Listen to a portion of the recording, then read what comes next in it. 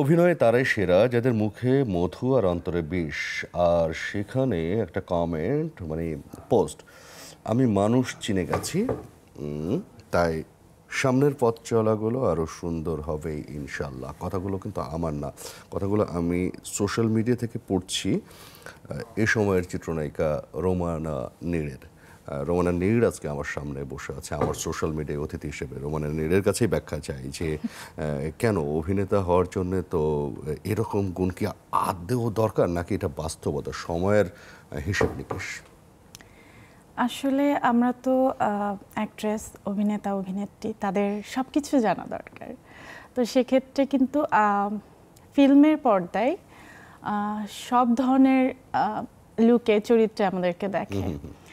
নতুন নতুন হ্যাঁ, এক একটা ক্যারেক্টার এক এক রকম, কখনো মানে রোমান্টিক, কখনো খুব দুর্ধর্ষ, কখনো আবার খুবই মায়াবী, অনেক ধরনের ক্যারেক্টারই প্লে করতে হয়। তো সেক্ষেত্রে কিন্তু বাস্তবতাও কিছুটা আমাদের ভিতরে মানে আছে, চলে আসে, আর বাস্তবতা নিয়েই কিন্তু ফিল্ম। এই যে আরেকটা স্ট্যাটাস যদি আমি দেখি যে অপমান জমিয়ে রাখুন, হ্যাঁ, কেন অপমান জমিয়ে রাখতে হবে? মানে কোনো এক সময় শোধ নিতে চান এরকম? আসলে এমন কিছুই না। আমার কিছু কিছু ফেসবুকে কিছু কিছু জিনিস আছে, মানে আসে টাইমলাইনে দেখি, যেগুলো ভালো লাগে, বাস্তবতার সাথে অনেকটা মিলে যায়, এর জন্য কিন্তু শেয়ার করা। নাকি নিজের জীবনের সাথে মিলে যায়? না, এমন কিছু না। এটা আমি খেয়াল করেছি, আমি আমার ফ্রেন্ডদের জন্য আমি কোনো স্ট্যাটাস দিতে পারি না। দেখা যাচ্ছে যে আমার কোনো কিছু একটা ভালো লেগেছে, একটা রোমান্টিক একটা স্ট্যাটাস দিব, কি রে আবার প্রেমে পড়ে গেলি নাকি, হইছেটা কি, হ্যাঁ, এটা নিয়ে আমাকে ইনবক্স করা শুরু করে দিবে, ফোন করা শুরু করে। আবার দেখা যাচ্ছে যে একটু স্যাড মাইন্ড, একটু বৃষ্টি হচ্ছে, একটু কোনো ব্যাপার নিয়ে, কোনো শুধু আমার না, পার্সোনাল, আমি দেখেছি আমার ফ্রেন্ডদের কোনো ব্যাপার নিয়ে যদি আমার মন খারাপ থাকে, আমি যদি স্ট্যাটাস দিয়ে দিই, কি হয়েছে তোর, কোনো সমস্যা নাকি, এর জন্য আমি ওদের জন্য স্ট্যাটাস দেওয়াও বন্ধ করে দিয়েছি। এখন হলো কোনো জিনিস যদি সামনে আসে টাইম লাইনে, এটা আমি শেয়ার দিই। এখন কি বন্ধুদের মধ্যে বিশেষ করে জয় চৌধুরী আপনার বেস্ট ফ্রেন্ড এট প্রেজেন্ট মোমেন্টে, রাইট? হ্যাঁ, ফ্রেন্ড নাকি অন্য কিছু? ফ্রেন্ড, হাজব্যান্ড, দুইটাই। মানে সন্তানের বাবা। হ্যাঁ, 13 বছর ধরে লুকিয়ে রেখেছিলেন সম্পর্কটা, যদিও আপনি আমার কাছে বলেছেন যে লুকিয়ে আসলে রাখেন, লুকিয়ে গেছে। লুকিয়ে রাখাটা এটা যদি বলা হয় তাহলে সম্পূর্ণ ভুল। এমন কোনো জার্নালিস্ট ভাইরা নাই যে জানতো না, আমার ফিল্ম ইন্ডাস্ট্রির এমন কেউ নেই যে জানতো না যে আমরা দুইজন বিবাহিত। তারপরে এমন কোনো ডিরেক্টর নেই জানতো না, তারা আমাদেরকে নিয়ে কিন্তু বিয়ের পরেও প্রডিউস করেছে। সো এই লুকিয়ে রেখেছি বা জানে না কেউ, এই জিনিসটা কিন্তু ভুল। হ্যাঁ, ওইভাবে হচ্ছে লেখালেখি হয়নি, জার্নালিস্ট ভাইরা আমাদেরকে অনেক ভালোবাসে। আপনারা যে দুজন খালাতো ভাই বোন না, এরকম কিছু একটা। এখন আমার মাথার মধ্যে একটা প্রশ্ন তৈরি হচ্ছে যে ওই যে ডিম আগে না মুরগি আগের একটা ব্যাপার আছে না, যে খালাতো ভাই বোন আগে, প্রেম আগে, সিনেমা আগে, বন্ধুত্ব আগে, কোনটা আগে? হ্যাঁ, হাজব্যান্ড ওয়াইফ অনেক পরে। হ্যাঁ, কোনটা আসলে হচ্ছে আমাদের মানে দেখা খুবই কম হয়েছে, বড় হয়েই আমাদের আর দেখা। আর প্রেমটা হচ্ছে বলবো যে আমরা ফিল্ম করার আগে থেকে একটা ভালো লাগা, যাওয়া আসা হতো এরকম। আর ফিল্ম করতে যে একদম ভরপুর প্রেম, মানে ফিল্মও করেছি, স্ক্রিনে হচ্ছে প্রেম করেছি, আবার স্ক্রিনে শর্টে প্রেম করতে করতে ওই প্রেমটা গাঢ় হয়ে গেল। আর আমাদের প্রেমের হচ্ছে ডিউরেশন খুবই কম ছিল। আচ্ছা, আমরা 6 মাসও প্রেম করি নাই। 6 মাস পরে আমাকে বললো যে আর প্রেম ভালো লাগতেছে না, বিয়ে করলে বিয়ে করতে হবে, মানে বিয়ে করবা কিনা। তো এইভাবে আমি শুনেছি যে মেয়েরা বিয়ে করার সিদ্ধান্তের ক্ষেত্রে অনেক বেশি হিসেবি হয়। আপনি কি হিসেবে আসলে জয় চৌধুরীকে বিয়ে করতে চান? আসলে আমিও প্রচুর হিসাবই ছিলাম যে বিয়ে এখন করছি না, এখন ক্যারিয়ার নিয়ে ফোকাস করছি। বাট একদিন মানে বলতে গেলে চলেই আসে যে একদিন শপিং করতে যাব দুইজনে, আমরা প্রায় বের হতাম শপিং করতে। তো আমাকে বলা হলো যে, আমাকে কেন জানি ও বলল যে, জয় বলল যে শপিং করতে গেলে বসুন্ধরা, আমি তখন ঢাকাতে নতুন, তো বলছে যে হ্যাঁ, তো আমাকে বলছে যে জন্ম নিবন্ধন লাগে। ও, আপনাকে এরকম লাভ দিয়ে দিচ্ছে? হ্যাঁ, জন্ম নিবন্ধন লাগবে শপিং মলে ঢোকার জন্য, কিছু একটা লাগবে, তোমার কি ভোটার আইডি কার্ড আছে? আমি বলছি না, আমার নাই। তো বলে যে তাহলে জন্ম নিবন্ধন নিয়ে নাও। তো আমি একদম সহজ সরল মাইন্ডে আমি জন্ম নিবন্ধন নিয়ে নিলাম। তো ডিরেক্ট আমাকে কাজী অফিসে যে উঠাইছে, এটা হচ্ছে বিশাল একটা ইসে আজিমপুরে। আচ্ছা, আজিমপুরে নিয়ে চলে গেছে। হ্যাঁ, ওখানে ওখানে নিয়ে যাওয়ার পরে আমি আসলে এনভায়রনমেন্ট যখন দেখছি তখন আসলে ব্যাপারটা এটা তো শপিং জোন না। না না না, আর আমি তো তখন ঢাকা শহর খুবই কম চিনতাম, আমি সাইনবোর্ড দেখে দেখে বলতাম যে আমি কোথায় আছি। তো এরকম, তো ওর ফ্রেন্ডরা সবাই আছে, আর সবাই মানে ও যাদেরকে বলার বড় ভাই যারা ছিলেন তো চলে আসছে। তো ওই টাইমে যদি আমি ইগনোর করি ব্যাপারটা বা না করি, তো ও আসলে খুব ছোট হয়ে যায় সবার কাছে। আসলে ভালোবাসার প্রমাণ তো কোনো কিছু চিন্তা ভাবনা করে এরপরে বাবা মার মার খেতে হয়নি? না, সবাই ওকে পছন্দ করতো আমার বাসায়। এই যে দাম্পত্য জীবন চলার জন্য বন্ধুত্ব কেন গুরুত্বপূর্ণ, কি মনে হয়? অনেক বেশি গুরুত্বপূর্ণ। আমার মনে হয় যে এখন আমরা হাজব্যান্ড ওয়াইফের থেকে আমার মনে হয় যে আমরা বেস্ট ফ্রেন্ড, এরকম মনে হয়। ওর যদি কোনো কিছু, আমার মনে হয় না যে কোনো হাজব্যান্ড ওয়াইফের, আমি চাই যে সব হাজব্যান্ড ওয়াইফের ভিতরে এই ধরনের সম্পর্ক থাক, যেটা আমি ফিল করি। তো আমার যদি কিছু চাওয়া পাওয়া থাকে, আমার দেখা যাচ্ছে হুট করে কোথাও ঘুরতে ইচ্ছা করতেছে, বা আমার হুট করে কোথাও যেতে ইচ্ছা করছে, খেতে ইচ্ছা করছে, তো আমি ওকে একদম অনায়াসে বলে ফেলতে পারি, চলো যাই, আমরা যাই ঘুরে আসি, এই চলো যাই। ও আমাকে সেম। আবার দেখা যাচ্ছে যে ওর মন খারাপ, ও আমাকে শেয়ার করতেছে, দেখো এই ব্যাপারটা হয়েছে, এইটা হয়েছে। আমার লাইফে আমি হয়তো অন্য হাজব্যান্ড পেলে হয়তো তার কাছে অনেক কিছু শেয়ার করতে পারতাম না, অনেক জায়গায় যেতে পারতাম না, বাট এখন আমার মনে হয় যে না, ও আমার ফ্রেন্ড, ওকে বললেই ও আমাকে যেখানে মানে কে বেশি ক্যারিয়ারিস্ট, আপনি না জয়? আপনার ক্যারিয়ার নিয়ে ভাবনা কি? আমার ক্যারিয়ার এখন হচ্ছে, আমার একটা ছেলে হয়েছে, সবাই জানে, আলহামদুলিল্লাহ। কাজ খুব কমিয়ে দিয়েছিলাম, তো এখন আবার কথাবার্তা চলছে, কয়েকটা সিনেমা নিয়ে কথাবার্তা চলছে। আসলে আমি যতক্ষণ না হয় ততক্ষণ কিন্তু আমি বলি না, সেটা সব টিভি চ্যানেলেই আমি বলে থাকি অনেক আগে থেকেই, যে যতক্ষণ আমি ক্যামেরার সামনে না দাঁড়াচ্ছি ততক্ষণ আসলে এগুলো নিয়ে বলতে শিওর শর্ট ছড়া করতেই চান। এক্স্যাক্টলি, একদম। তো হচ্ছে তখন হয়তো সবাই জানবে। 3টা ছবি নিয়ে কথা চলছে, দেখা যাক কি হয়। বাংলাদেশের সিনেমা নিয়ে আসলে আপনি কি ভাবেন, মানে নিজেকে কোন জায়গায় এস্টাবলিশ করতে চান, এবং সেখানে জটিলতাগুলো কি আছে মনে হয়? একটা জায়গা ভালো মন্দ দুটো দিয়েই একটা জায়গা থাকবে। সো জটিলতাও যেমন আছে, সুবিধাও তেমন আছে। তো ফিল্মে দূর থেকে মনে হয়, অনেকেই শুনি যে আমি ফিল্মে কাজ করব বা কাজ করতে চাই, বাট দূর থেকে খুবই সহজ মনে হয় ব্যাপারটা, বাট ভিতরে যখন আসা হয় তখন বোঝা যায় যে না, জিনিসগুলো খুব কঠিন। তো আমার মনে হয় যে শিখে আসতে হবে, অবশ্যই শিখে আসতে হবে। আপনার সেই নিজের প্রস্তুতির জন্য আমি যতটুকু জানি যে উদীচিতে, আপনি যশোর উদীচিতে আপনি নাচের সাথে ছিলেন, গানেরও হয়তো তালিম নিয়েছিলেন। না, গান আমি এমনি নিজে ইচ্ছাই, বাট আমি কখনো কোথাও তালিম। ফাইটিং শিখেছেন কিনা?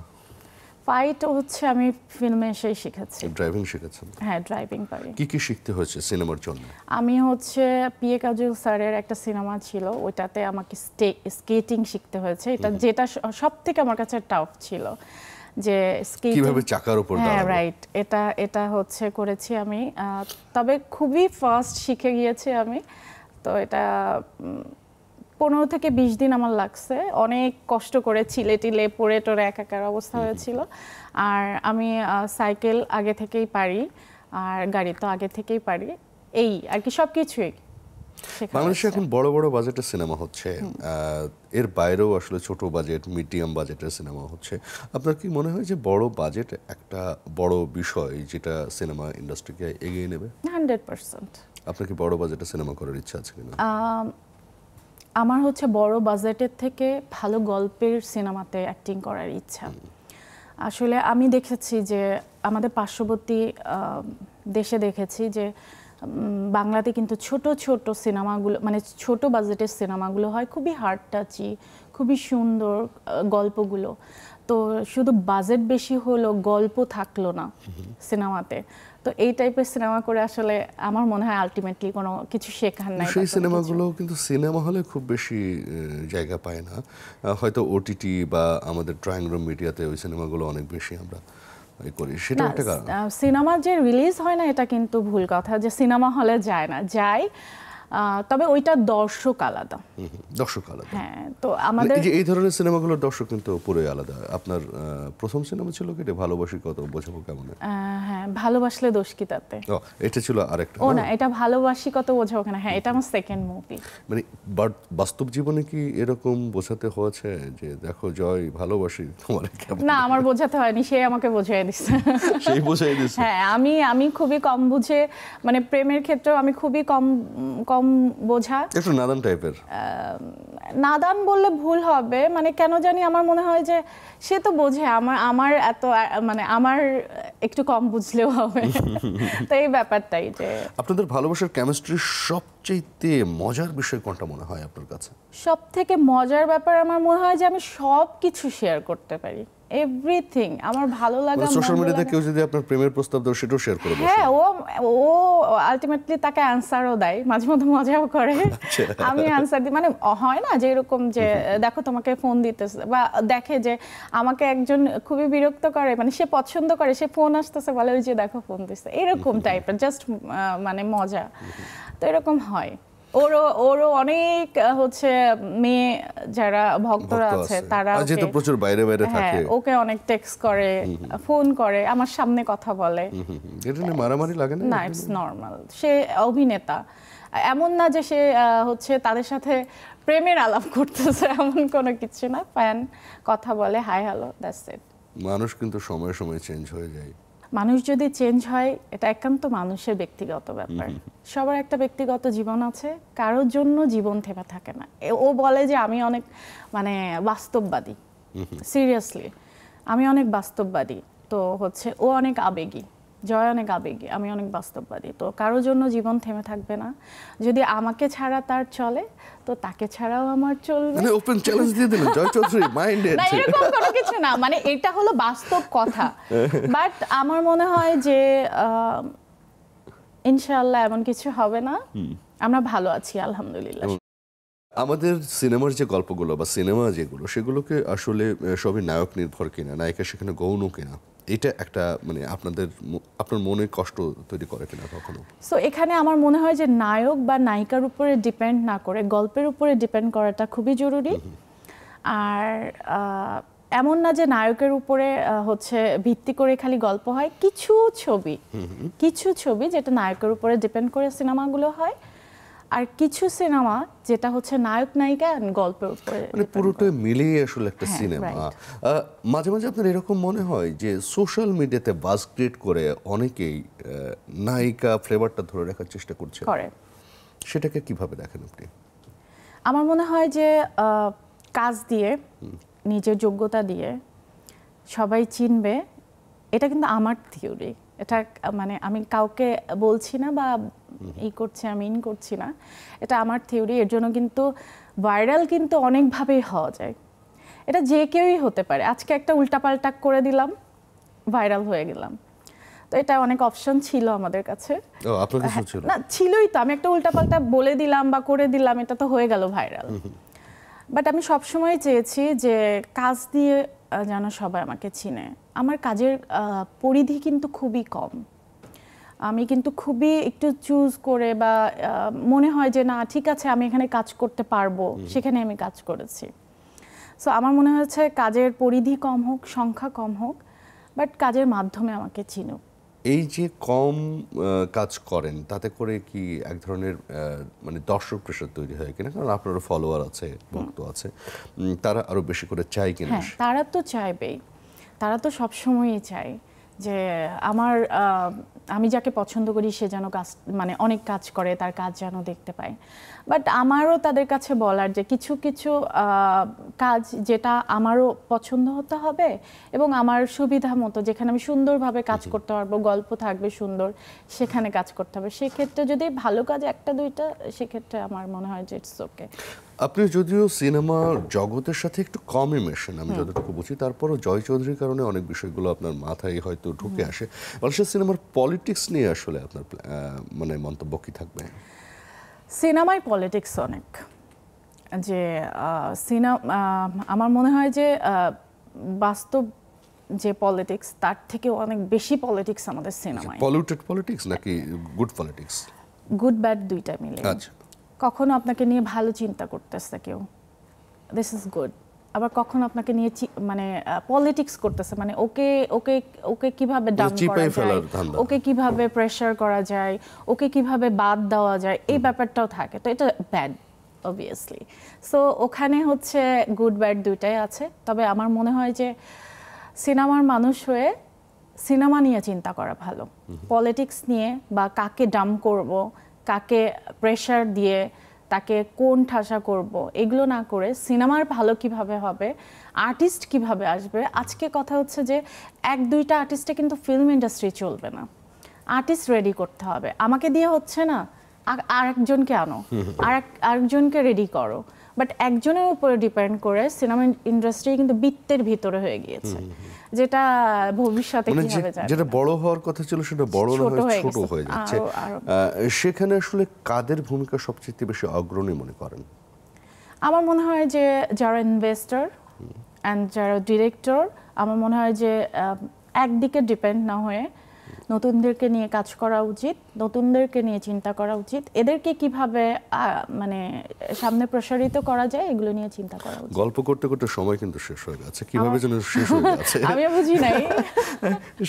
মানে শেষে যদি জানতে চাই যে আপনি আপনার সিনেমা এবং সিনেমা জগৎ সার্বিকভাবে আপনার স্বপ্নটা কোথায়?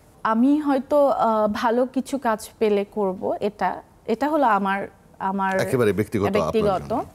আর সিনেমা নিয়ে যদি বলতে চাই তাহলে আমার চাওয়াটা হবে যে যারা সিনেমা বানায় and যারা সিনেমার বোদ্ধা আছেন তাদের চিন্তা করা উচিত আমাদের বাংলা সিনেমার ভালো কিভাবে হবে, ভালো ভালো সিনেমা কিভাবে হবে, অ্যান্ড সবার ফার্স্টে যেটা বলি ভালো আর্টিস্ট কিভাবে আসবে। ভালো আর্টিস্ট আসলেই ভালো সিনেমা হবে।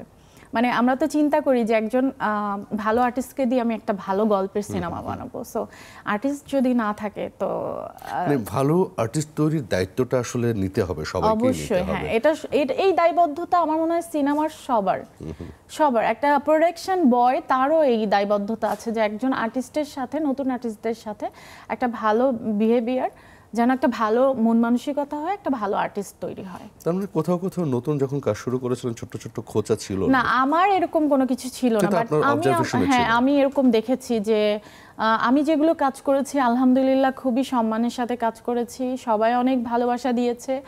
আর আমি দেখেছি যে আমার ফ্রেন্ডদের ভিতরেই, আমার যারা ফ্রেন্ড সার্কেল আছে তারা যখন নতুন এসেছে তারা গল্প করে যে এটা করেছিলাম ওটা করেছিলাম। তো এগুলো যখন শুনি তখন তো খারাপ লাগার মানে স্বাভাবিক। তো এই ব্যাপারগুলো নিশ্চয়ই আপনি যে সুন্দর চিন্তাটি করেছেন সেটা ছড়িয়ে যাক আমাদের এই অঙ্গনের মধ্যে।